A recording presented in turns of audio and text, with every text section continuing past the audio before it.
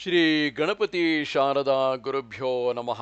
ಯತ್ರ ಯೋಗೇಶ್ವರ ಕೃಷ್ಣೋ ಯತ್ರ ಪಾರ್ಥೋ ಧನುರ್ಧರಃ ತತ್ರ ಶ್ರೀ ವಿಜಯ ಭೂತಿರ್ಧ್ರುವ ನೀತಿರ್ಮತಿರ್ಮಮ.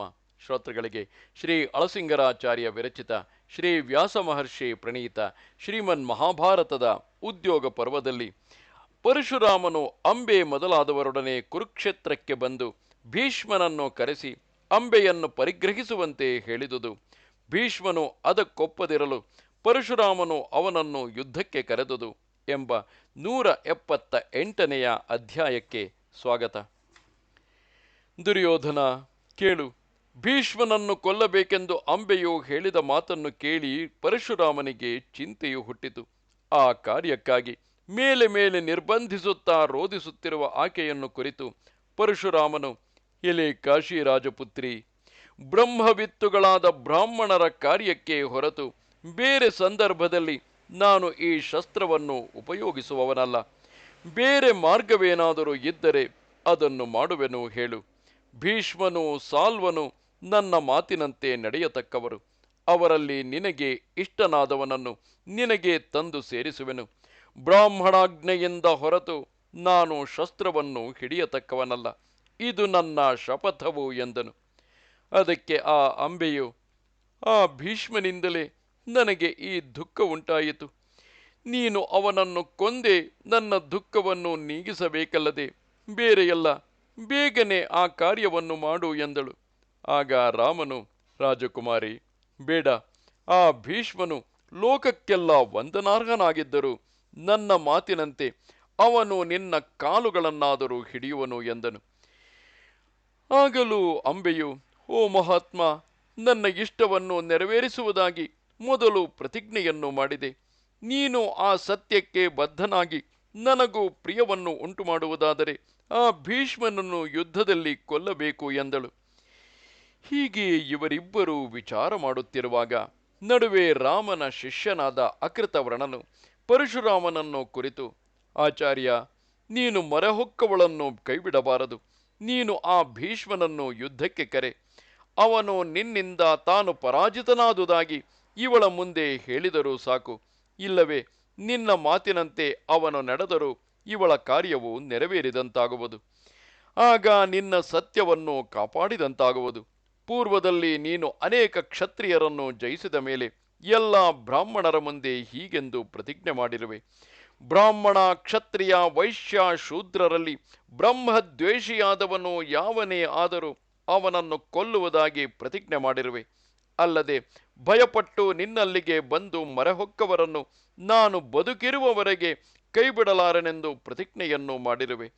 ಮತ್ತು ಯುದ್ಧದಲ್ಲಿ ಒಂದಾಗಿ ಸೇರಿದ ಅನೇಕ ಕ್ಷತ್ರಿಯ ಸಮೂಹವನ್ನು ಜಯಿಸಿ ಹೆಮ್ಮೆಗೊಂಡವನು ಯಾವನುಂಟೋ ಅವನನ್ನು ಕೊಂದು ಅವನ ಗರ್ವವನ್ನು ಮುರಿಯುವುದಾಗಿಯೂ ಹೇಳಿರುವೆ. ಈಗ ಭೀಷ್ಮನು ಆ ರೀತಿಯಾಗಿ ಅನೇಕ ಕ್ಷತ್ರಿಯರನ್ನೆಲ್ಲ ಜಯಿಸಿ ಬಲಗರ್ವಿತನಾದುದರಿಂದ ಅವನೊಡನೆ ನೀನು ಯುದ್ಧ ಮಾಡಬೇಕಾದುದು ನ್ಯಾಯವೇ ಎಂದನು.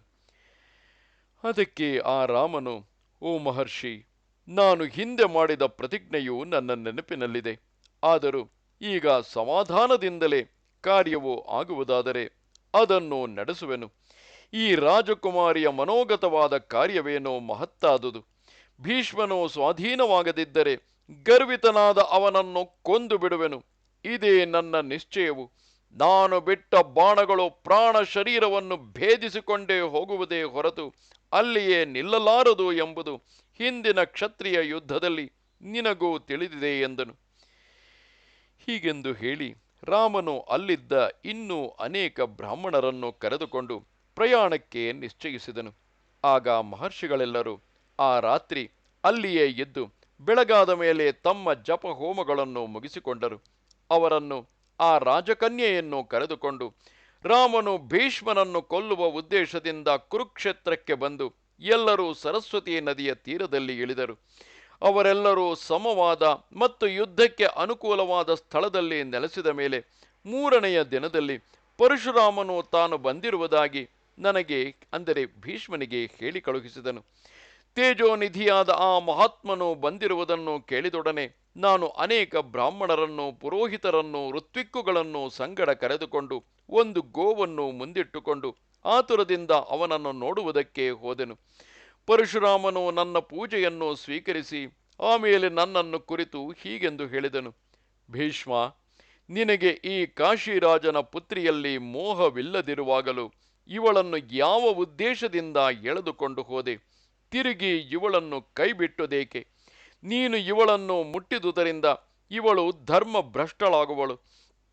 ಧರ್ಮಭ್ರಷ್ಟಳಾಗಿರುವಳು. ಇವಳನ್ನು ಇನ್ನು ಮೇಲೆ ಯಾವನು ತಾನೇ ಪರಿಗ್ರಹಿಸುವನು? ನೀನು ಇವಳನ್ನು ಸಾಗಿಸಿಕೊಂಡು ಹೋದುದಕ್ಕಾಗಿ ಸಾಲ್ವನು ನಿರಾಕರಿಸಿದನು. ಆದುದರಿಂದ ನನ್ನ ಮಾತಿನಂತೆ ನೀನೇ ಇವಳನ್ನು ಪರಿಗ್ರಹಿಸಬೇಕು. ಇವಳು ನಿನ್ನಿಂದಾದರೂ ಸ್ವಧರ್ಮವನ್ನು ರಕ್ಷಿಸಿಕೊಳ್ಳಲಿ. ರಾಜರಿಗೆಲ್ಲ ನೀನು ಅಂತಹ ಅವಮಾನವನ್ನು ಮಾಡಬಾರದು ಎಂದನು. ಆಗ ನಾನು, ಅಂದರೆ ಭೀಷ್ಮನು, ಮನಸ್ಸು ಕದಲಿದ ಆ ಪರಶುರಾಮನನ್ನು ನೋಡಿ, ಓ ಬ್ರಾಹ್ಮಣೋತ್ತಮ, ನಾನು ಈಕೆಯನ್ನು ಪರಿಗ್ರಹಿಸಲಾರೆನು.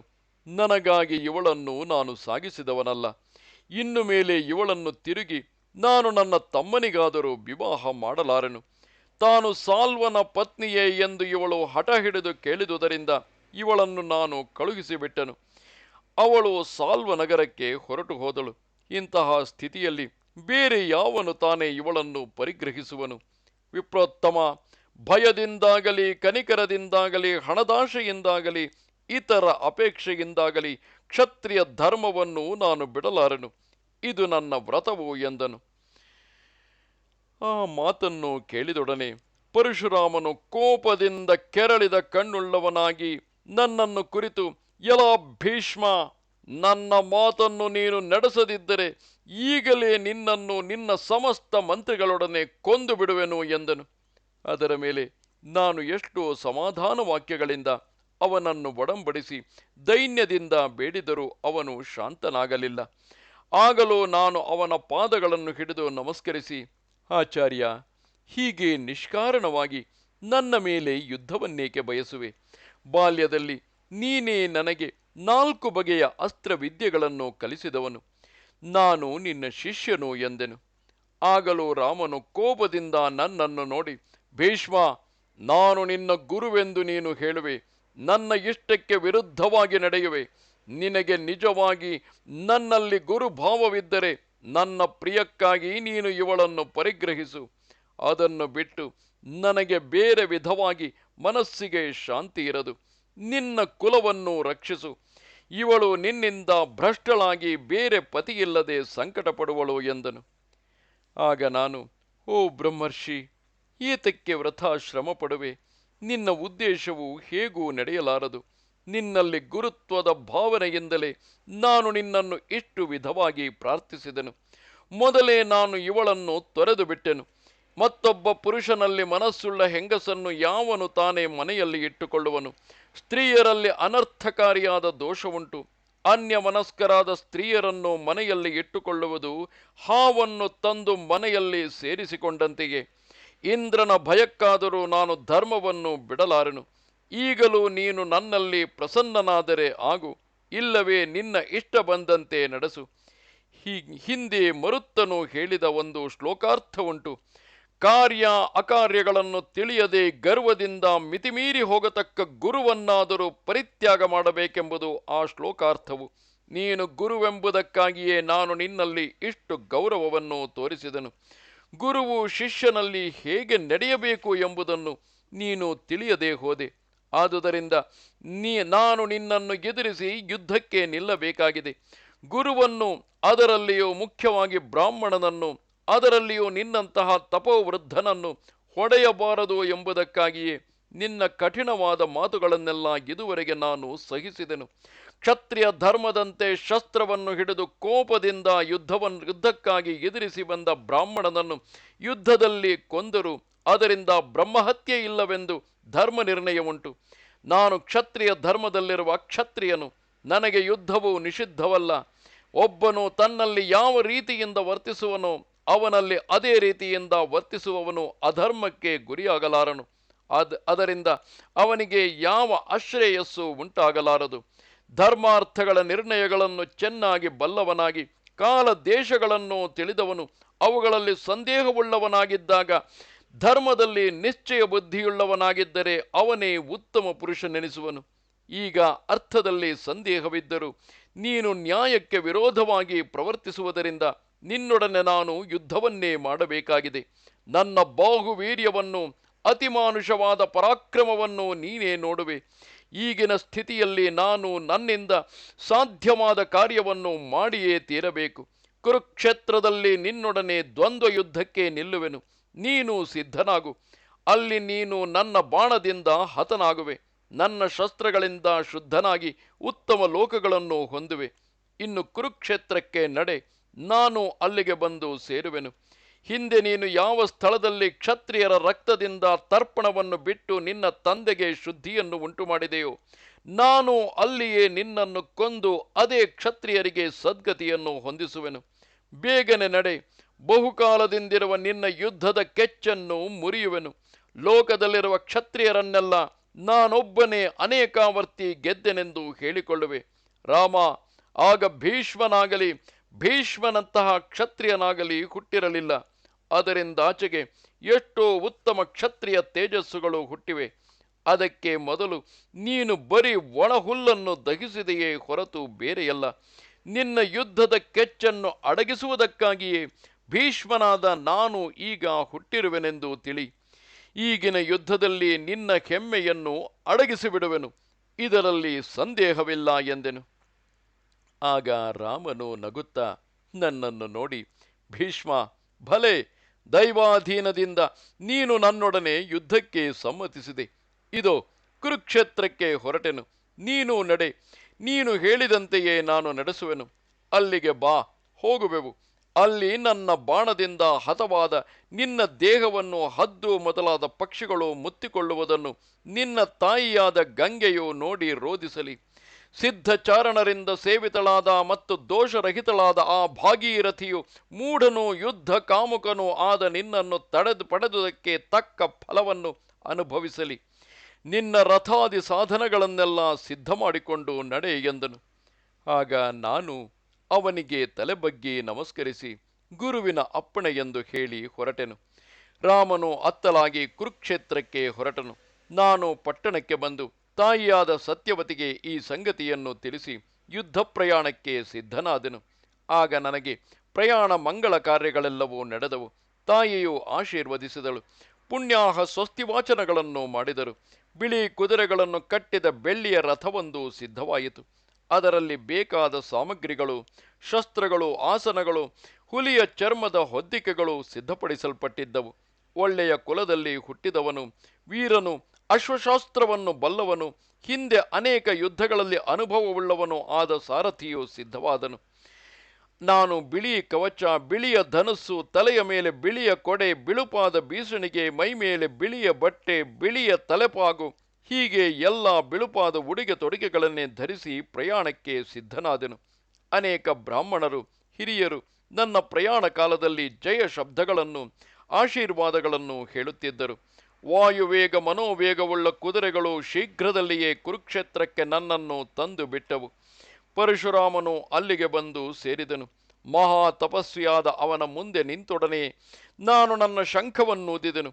ಅಲ್ಲಿ ತಪಸ್ವಿಗಳಾದ ಬ್ರಾಹ್ಮಣೋತ್ತಮರೆಲ್ಲರೂ ಯುದ್ಧವನ್ನು ನೋಡುವುದಕ್ಕಾಗಿ ಬಂದು ನೆರೆದರು.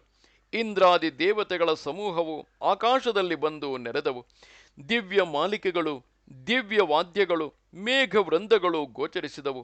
ಪರಶುರಾಮನ ಅನುಚರರಾದ ತಾಪಸರೆಲ್ಲರೂ ರಣರಂಗವನ್ನು ಸುತ್ತಿ ಮುತ್ತಿ ನೋಡುತ್ತಿದ್ದರು.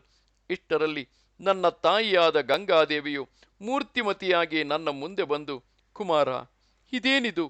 ಈಗ ನಾನು ಜಾಮದಗ್ನನ ಬಳಿಗೆ ಹೋಗಿ ನಿನ್ನ ಶಿಷ್ಯನಾದ ಭೀಷ್ಮನೊಡನೆ ಯುದ್ಧ ಮಾಡಬೇಡವೆಂದು ಪ್ರಾರ್ಥಿಸುವೆನು. ಪುತ್ರ, ಬ್ರಾಹ್ಮಣನಾದ ಆ ಜಾಮದಗ್ನನೊಡನೆ ಯುದ್ಧವನ್ನೇ ಮಾಡಬೇಕೆಂದು ನೀನು ಹಠ ಮಾಡಬಾರದು. ಕುಮಾರ, ಅವನು ಕ್ಷತ್ರಿಯರನ್ನೆಲ್ಲ ಧ್ವಂಸ ಮಾಡಿದವನು ಮತ್ತು ಪರಾಕ್ರಮದಲ್ಲಿ ರುದ್ರನಿಗೆ ಸಮಾನನೆಂಬುದು ನಿನಗೆ ತಿಳಿಯದೆ ಅವನೊಡನೆ ಯುದ್ಧವನ್ನೇಕೆ ಬಯಸುವೆ ಎಂದಳು.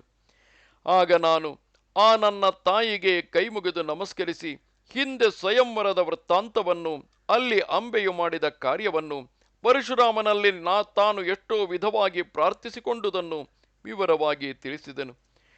ಉಡನೆಯೇ ನನ್ನ ತಾಯಿಯು ಪರಶುರಾಮನ ಬಳಿಗೆ ಹೋಗಿ ನನ್ನ ವಿಷಯದಲ್ಲಿ ತಾನೇ ಕ್ಷಮೆಯನ್ನು ಬೇಡಿ ಶಿಷ್ಯನಾದವನೊಡನೆ ಯುದ್ಧ ಮಾಡಬೇಡವೆಂದು ಬಹಳವಾಗಿ ಕೇಳಿಕೊಂಡಳು. ಅದಕ್ಕೆ ಆ ಪರಶುರಾಮನು ಅವಳೊಡನೆ, ಭೀಷ್ಮನು ನನ್ನ ಮಾತನ್ನು ಕೇಳಲಿಲ್ಲ, ನೀನೇ ಹೋಗಿ ಅವನ ಹಠವಾದವನ್ನು ಬಿಡಿಸು ಎಂದನು. ತಿರುಗಿ ಗಂಗೆಯು ನನ್ನಲ್ಲಿ ಬಂದು ನನ್ನನ್ನು ನಿರ್ಬಂಧಿಸಿ ಕೇಳಿದರೂ ನಾನು ಅವಳ ಮಾತಿಗೆ ಒಪ್ಪಲಿಲ್ಲ. ಇಷ್ಟರಲ್ಲಿ ಪರಶುರಾಮನು ಅಲ್ಲಿಯೇ ಕಾಣಿಸಿಕೊಂಡು ನನ್ನನ್ನು ನಿರ್ಬಂಧಿಸಿ ಯುದ್ಧಕ್ಕೆ ಕರೆದನು. ಇದು 178ನೆಯ ಅಧ್ಯಾಯವು. ನಮಸ್ತೆ ಶಾರದೆ ದೇವಿ, ಕಾಶ್ಮೀರ ಪುರವಾಸಿನಿ, ತ್ವಾಮಹಂ ಪ್ರಾರ್ಥಯೇ ನಿತ್ಯಂ, ವಿದ್ಯಾದಾನಂಚ ದೇಹಿಮೆ. ನಮಸ್ಕಾರ.